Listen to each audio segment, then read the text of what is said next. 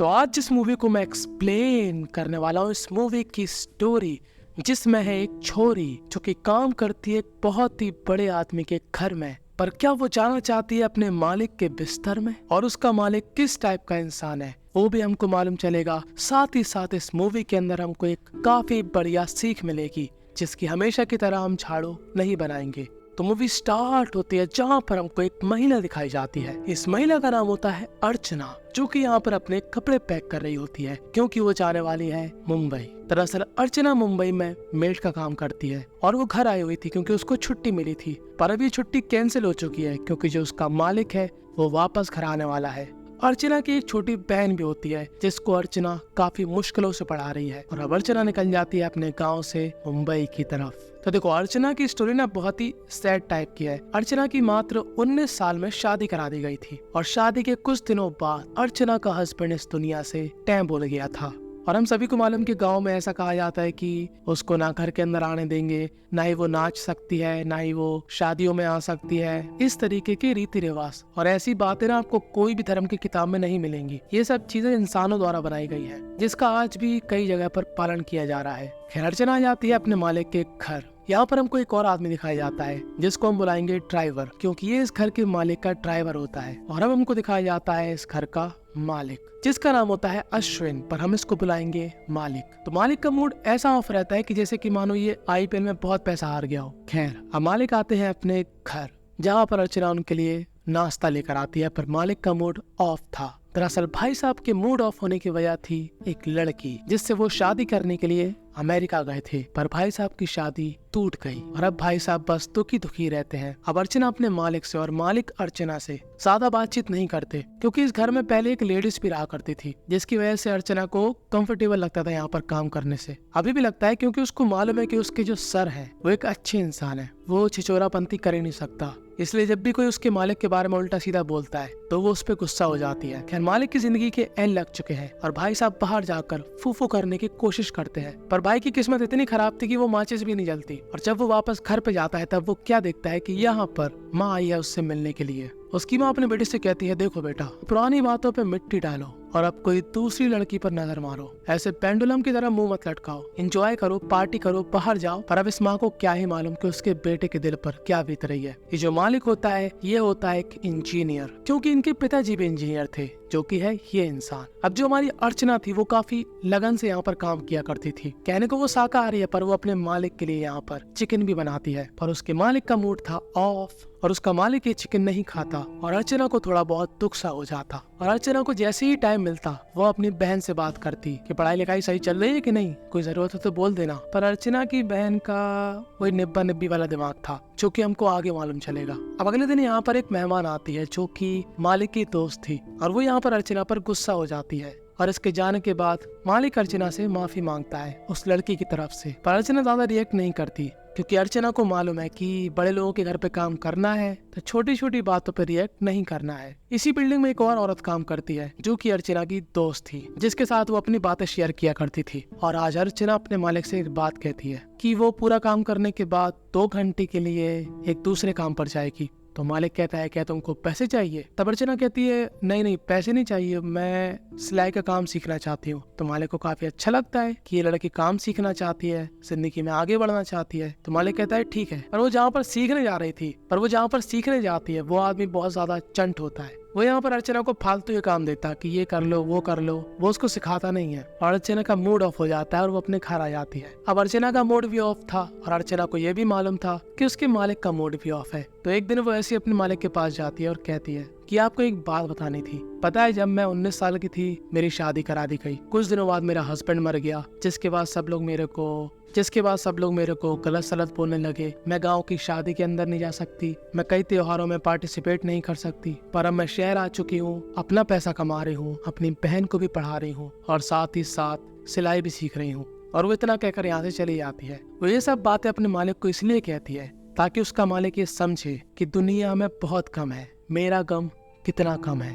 और ये बात इसके मालिक को समझ में आ जाती है और अब वो धीरे धीरे करके अपनी पुरानी बातों को भूलने लगता है, जैसे कि अर्चना अपनी जिंदगी में आगे बढ़ी। अब अर्चना जहाँ पर सिलाई सीखने जा रही थी वो उसको सिलाई विलाई तो सिखाता नहीं था, बस टाइम पास किया करता था। और यही बात अर्चना का मालिक भी उससे पूछता है कि ये तुम लोगों को ऐसे नहीं सिखाएंगे, ये लोग बहुत चालू लोग होते हैं। और अगले दिन अर्चना जाकर वो काम छोड़ देती है, अब मैं तेरे यहाँ नहीं आने वाली। और अर्चना के पास जितनी भी सेविंग्स थी वो उन सेविंग्स को गिनती है और डिसाइड करती है कि अब वो प्रॉपर सिलाई सीखेगी। दरअसल अर्चना का सपना था फैशन डिजाइनर बनना, और ये बात वो अपने मालिक को भी बता चुकी है। और अब ना वो अपने मालिक से थोड़ा बहुत क्लोज आ चुकी थी, यानी कि अब उसकी अपने मालिक से थोड़ी बहुत बातचीत होने लगी थी। और उसका मालिक भी खुश था कि ये लड़की कितनी खुश है, कितना स्ट्रगल कर रही है, फिर भी बहाने ढूंढ लेती है खुश रहने के। और अब अर्चना की प्रॉपर सिलाई क्लासेस शुरू हो जाती है। हर एक दिन ऐसे ही मालिक अपने घर में पार्टी रखता है, जहाँ पर गलती से अर्चना के हाथ से एक कोल्ड ड्रिंक एक लड़की के ऊपर गिर जाती है। इस लड़की का चेहरा याद रखना, क्योंकि ये आगे भी आने वाली है। अब ये लड़की गुस्से में यहाँ से चली जाती है, क्योंकि मालिक इसी लड़की को उल्टा डाल देता है, ना कि अर्चना को। अब अर्चना धीरे धीरे करके अपने काम में काफी माहिर हो चुकी थी, और वो आज अपने मालिक को एक गिफ्ट देने वाली है। और वो गिफ्ट था एक शर्ट, जो कि उसके मालिक को थोड़ी अजीब लगती है, क्योंकि वो इस टाइप की शर्ट नहीं पहना करता था। पर वो उसके काम को अप्रिशिएट करता है और वही शर्ट पहन के ऑफिस जाता है। और जब वो वापस आता है तब वो अर्चना से कहता है कि पता है सबको ये शर्ट काफी पसंद आई। और अर्चना को ये बात सुनकर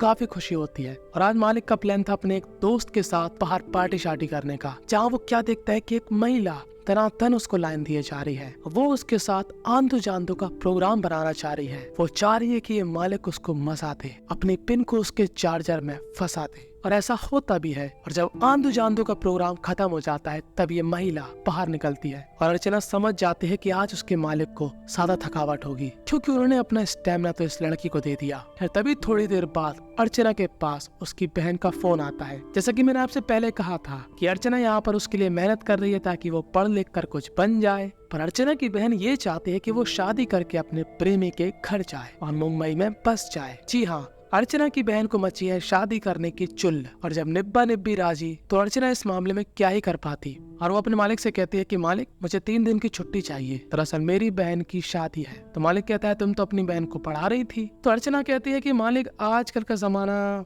बदल चुका है, लोगों का फोकस करियर में नहीं, ये प्यार मोहब्बत में रहता है। और वो काफी यहाँ पर दुखी भी होती है। तो मालिक कहता है चिंता मत करो, क्या पता वो लड़का बहुत अच्छा हो, वो उसको शादी के बाद भी पढ़ने दे। खैर अर्चना यहाँ से चली जाती है अपने गांव और अपनी बहन की शादी करवा के 3 दिन में वापस आ जाती है। और अपने मालिक को शादी की फोटो भी दिखाती है। और मालिक कहता है क्या हुआ, मजा आया कि नहीं शादी में। तब अर्चना कहती है हाँ सब कुछ अच्छे से हो गया। और जब मालिक ऑफिस चला जाता है तभी यहाँ पर एक काफी बड़ा पार्सल आता है और अर्चना इस पार्सल को अंदर रख देती है। और जैसे ही उसका मालिक आता है वो कहती है कि आपका एक पार्सल आया है। तब मालिक कहता है कि ये पार्सल मेरा नहीं तुम्हारा है। और जैसे ही अर्चना ये पार्सल खोलती है उसके अंदर निकलती है सिलाई की मशीन। और अर्चना इस बात से बहुत ज्यादा खुश होती है कि उसका मालिक उसका कितना ख्याल रखता है। और उसका मालिक भी खुश था कि अर्चना भी खुश है और वो भी खुश हो रहा था उसकी हेल्प करके। आज के दिन होता है गणपति का विसर्जन, जहाँ पर अर्चना खुलकर नाचती है। उसका मालिक भी ये देख लेता है कि इस लड़के की जिंदगी में कितना दुख है, पर अब ये धीरे धीरे खुश रहना सीख रही है। और अपने मालिक के आने पर अर्चना घर चली आती है। पर अब इन दोनों की ही जो दूरियां थी, एक मालिक और एक नौकर की, वो दूरियां अब धीरे धीरे मिटने लगी थी। और अश्विनाज अर्चना का हाथ पकड़ लेता है और अर्चना भी उसकी तरफ थोड़ा बहुत अट्रैक्ट हो जाती है। और आज हो जाती है इन दोनों में किस। उतने में ही एक मनहूस फोन आ जाता है और हम जो सोच रहे थे कि हमको यहाँ पर आंधो चांदो वाला प्रोग्राम दिखेगा वो हमको यहाँ पर देखने को नहीं मिलता। खैर अर्चना को इस बात से काफी गिल्ट सा महसूस होता है। वो अपने मालिक से कहती है कि प्लीज मैं आपसे रिक्वेस्ट करती हूँ इस चीज को बाहर मत आने देना। मैं एक नौकरानी हूँ और आप मालिक हो, मैं नहीं चाहती कि लोग हमारे बारे में उल्टी सीधी बातें करें। तो मालिक कहता है तुम्हें दिक्कत क्या है, मैं तुमको अपनाने के लिए तैयार हूँ, मुझे तुम्हारे साथ अच्छा लगता है, मुझे फर्क नहीं पड़ता कोई क्या ही बोलेगा हमारे बारे में। तो अर्चना कहती है आपको फर्क नहीं पड़ता पर मुझे फर्क पड़ता है कि लोग क्या बातें बनाएंगे मेरे बारे में। तो वह बात ऐसी थी कि अर्चना थी एक पिछड़ी सोच के लोगों में से। जैसे हमको फर्क नहीं पड़ता कि लोग हमारे बारे में क्या कहते हैं, पर जो पहले के समाज के लोग थे उनको फर्क पड़ता है। अब यहाँ पर उसका मालिक इस बात को सीरियस लेता है और अब ये लोग फिर से एज अ मालिक और नौकरानी की तरह बिहेव करते हैं। पर यहाँ पर मालिक के पक्के दोस्त को ये बात मालूम चल जाती है और मालिक भी कह देता है कि हाँ मैं उस लड़की के प्यार में हूँ। तब ये दोस्त कहता है भाई तू क्या पागल है, माना कि तुझे प्यार है पर तू उसके बारे में भी तो सोच, उसको कितना अजीब लगेगा तेरे साथ रहने में। और ये बात सच भी थी। अर्चना को काफी अजीब लग रहा था उस दिन के बाद। वो कहती है मालिक मैं आप क्या काम नहीं कर पाऊंगी, मुझे ये काम छोड़ना है। तब मालिक कहता है कि तू क्या पागल औरत है, तू क्या सोच रही है मैं तेरे साथ बस आंधो जांधो का प्रोग्राम करना चाहता हूँ। नहीं, मैं चाहता हूँ कि तू लाइफ टाइम मेरे साथ रहे। और ये सर सर कह के मुझको मत बुलाया कर, मेरा नाम लेकर बुला मुझे, अश्विन। तो अर्चना कहती है मैं आपका नाम क्यों ही लूं, आप मेरे मालिक हो और मैं आपकी नौकरानी। और अब यहाँ पर अश्विन भी क्या कर सकता, जब सामने वाली लड़की ही उसको रिजेक्ट करके जा रही है, जब सामने वाली लड़की ही राजी नहीं है तो वो उसको यहाँ से जाने देता है। पर जाते हुए अर्चना एक बात कहती है कि प्लीज आप मुझको कभी भी फोन मत लगाना। और अर्चना चली जाती है अपनी बहन के घर में, जिसकी शादी बम्बई में हुई थी। और अश्विन डिसाइड करता है यहाँ से वापस अमेरिका जाने का। और दूसरी तरफ यहाँ पर अर्चना के पास एक दिन फोन आता है, जहाँ पर एक औरत कहती है कि तुम्हें सिलाई का शौक है ना, अपने सैंपल लेकर आओ, मैं तुमको जॉब दूंगी। और अर्चना जब यहाँ पर जाती है तब उसको वही महिला दिखती है जिसके ऊपर उसने गलती से ड्रिंक्स गिरा दी थी। दरअसल अश्विन ने अमेरिका जाने से पहले इस महिला से सिफारिश करी थी अर्चना के लिए। और अर्चना जब इस महिला को अपने सैंपल दिखाती है तब इस महिला को उसका काम काफी पसंद आता है और वो उसको एज अ फैशन डिजाइनर काम पर रख लेती है। और अर्चना के लिए ये मूवमेंट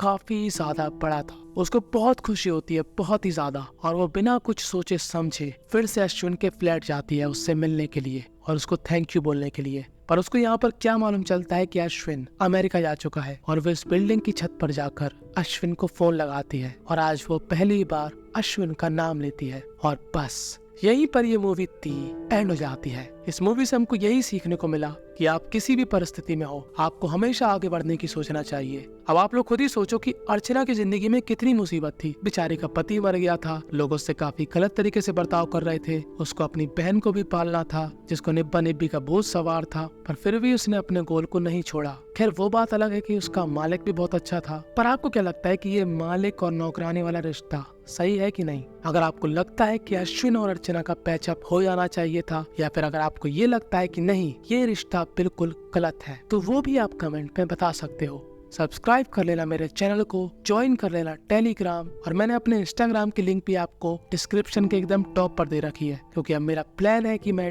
डेली इंस्टाग्राम पर वीडियोस डालूंगा। और मुझे बस आपसे एक चीज चाहिए, नहीं वो नहीं, आपका सपोर्ट, कि आप वहां पर जाकर मुझको फॉलो कर ले बस।